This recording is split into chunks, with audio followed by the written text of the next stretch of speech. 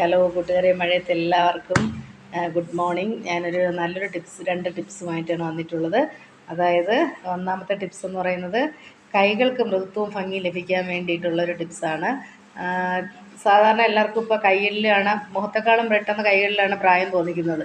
അപ്പോൾ അതിനുള്ളൊരു വീട്ടിൽ ചെയ്യാവുന്നൊരു ചെറിയൊരു റെമഡിയുമായിട്ടാണ് വന്നിട്ടുള്ളത്. അതിന് വേണ്ടുന്ന ഇൻഗ്രീഡിയൻസ് എന്തൊക്കെയാണെന്ന് ഞാൻ പറയാം.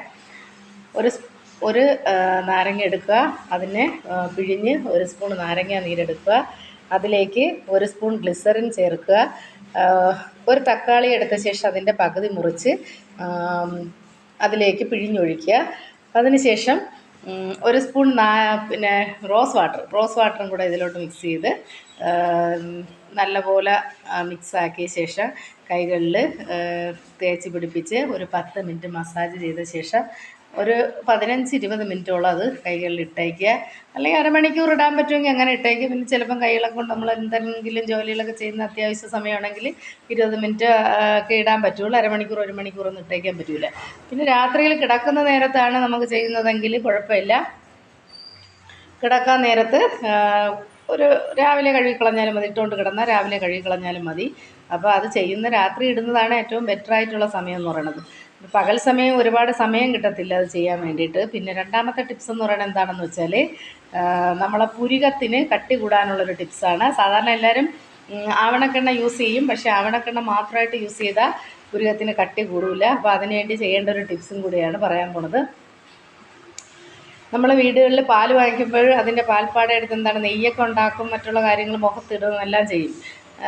ഈ വരണ്ട ചർമ്മം ഉള്ളവർക്ക് ഇതിൻ്റെ പാൽപ്പാട എടുത്ത് മുഖത്തിട്ട് കഴിഞ്ഞാൽ നല്ല ഗ്ലേസിങ് ആയിരിക്കും.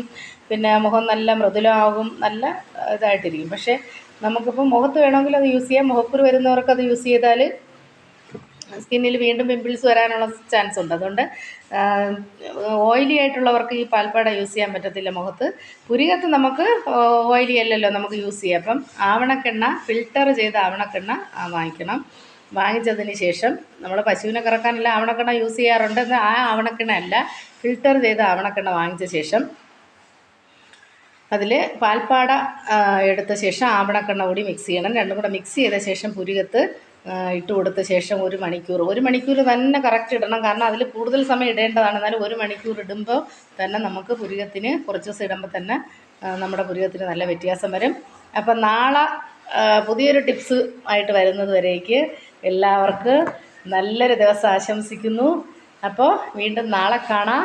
Okay, bye. എല്ലാവരും ലൈക്കും കമൻറ്റും ഷെയറും എല്ലാം ചെയ്യുക, സബ്സ്ക്രൈബ് ചെയ്യുക.